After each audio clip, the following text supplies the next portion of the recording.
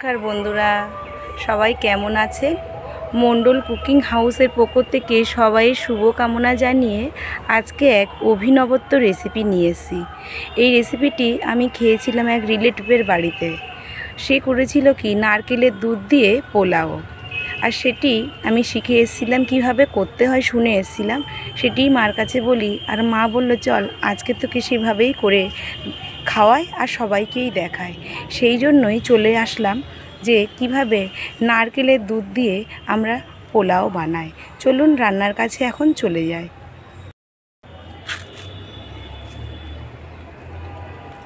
বানানোর জন্য এখানে উপকরণ হিসেবে নিয়েছি কামিনী আতক এই 200 গ্রাম মতন, কি এখানে নিয়েছি এলাচ আর দারচিনি, আর নিয়েছি কাজু বাদাম, আর নিয়েছি কিশমিশ নিয়েছি। আর যেই উপকরণটি প্রধান সেই নারকেল, এখানে নারকেল কুড়িয়ে দুধ বের করে নিয়েছি, আর এই ছিবড়াগুলো আলাদা রেখে দিয়েছি, কোনো একটি রেসিপিতে করে নেবে ওটা। আর নারকেলের দুধটাই দেখুন, একটা গোটা নারকেল, কতটা গাঢ় দেখুন দুধটা। বন্ধুরা, আমরা তো রান্নাটা শুরু করেছিলাম, কিন্তু এমন কতগুলো রিলেটিভ বাড়িতে এসেছিলো, রান্নাটা বন্ধ করতে বাধ্য হলাম। তাই আবার ওরা চলে যাওয়ার পরে শুরু করে দিলাম। তা এখন দেখলেন এখানে 1 বাটি চাল নিয়েছি। এই 1 বাটি চালটাকে ভালো করে এখন ধুয়ে নেব, জল পাল্টিয়ে, 2 বার জল পাল্টিয়ে ধুয়ে নেব। এটা খুব ভালো করে ধুয়ে নিতে হবে। উনুনটা ধরিয়ে দেওয়া হয়েছে। এবার কড়ার মধ্যে 2 চামচ ঘি দিয়ে দেব। 2 চামচ ঘি দেব। এর ঘিয়ের মধ্যে 2টো তেজপাতা আর দারচিনি আর এলাচ দিয়ে দেব। এলাচ আর দারচিনিটা দিয়ে দিলাম। দিয়ে এবার এর মধ্যে ধুয়ে রাখা চালটা দিয়ে দেব। ধুয়ে রাখা গোবিন্দভোগ চালটা দিয়ে দেব। এবার ঘিয়ের সাথে চালটাকে খুব ভালো করে নাড়াচাড়া করে নেব। চাল দেখলেন 1 বাটি নিয়েছি, তাহলে জল দিতে হবে 2 বাটি। আমি এখানে 2 বাটি, 1 বাটি প্লেন জল দেব, আর এখানে 1 বাটি নারকেলের দুধ দেব।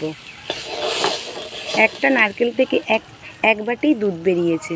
2 বাটি জল দিয়ে দেব। প্রথম দেব সাদা প্লেন জল, তারপরে দেব নারকেলের দুধ।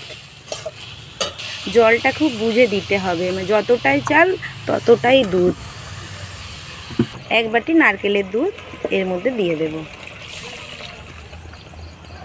এবার এর মধ্যে একটু লবণ দেব, একটু চিনি দেব, কাজু দেব, কিশমিশ দেব।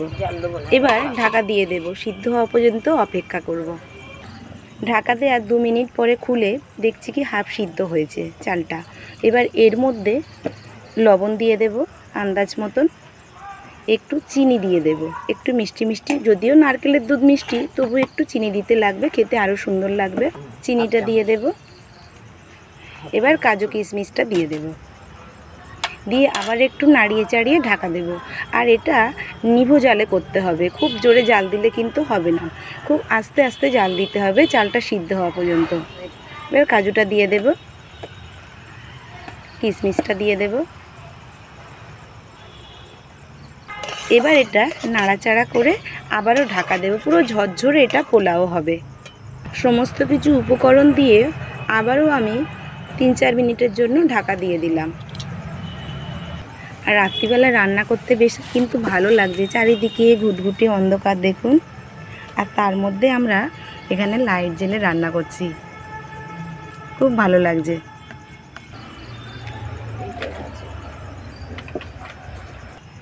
ভাতটা প্রায় সিদ্ধ হয়ে এসেছে, জলটাও শুকনো হয়ে গেছে। এই অবস্থাতে মিনিট 10 ঢাকা দিয়ে রেখে দেব, দিলেই ঝরঝরে পোলাও হয়ে যাবে। খুব সুন্দর সেন্ট বেরিয়েছে, অপূর্ব, মনে মোমা করছে একদম।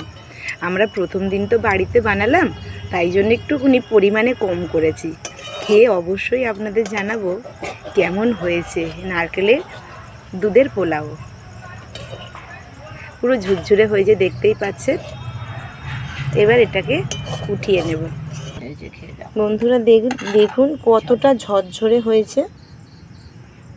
আর খুব সুন্দর নারকেলের দুধ আর গোবিন্দভোগ চাল আর ঘি দিয়ে এত সুন্দর একটা ফ্লেভার আসছে না, মানে বলে বোঝানো যাবে না। মানে আমি এখানে ক্যামেরা করতে পারছি না, এতটা সুন্দর সুস্বাদু আসছে। তা মা এখন খেয়ে বলবে, যেহেতু রান্নাটা আজকে প্রথম করলাম, খেয়েছি অন্য জায়গা, বাড়িতে আজকে প্রথম করলাম, তাই মা আজকে খেয়ে বলবে কেমন হয়েছে। মার জন্য একটু বাটিতে তুলে দিচ্ছে।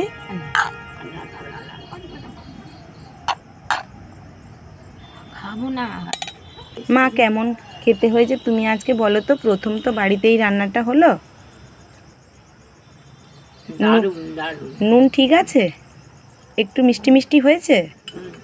আচ্ছা, অপূর্ব খেতে। আমি খাচ্ছি বলে বলছি না, তোমরাও খেয়ে দেখবে কেমন হয়েছে।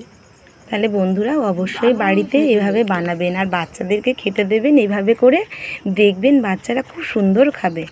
বাচ্চা কেন, বয়স্করাও বাড়িতে খুব ভালো খাবে এটা।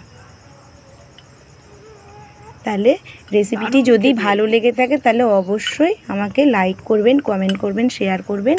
আর চ্যানেলটি নতুন কেউ দেখে থাকলে আমাকে সাবস্ক্রাইব করে আমার সাথে থাকবেন ভালোবেসে। পরের দিন নতুন কোনো রেসিপি নিয়ে আসবো। টাটা।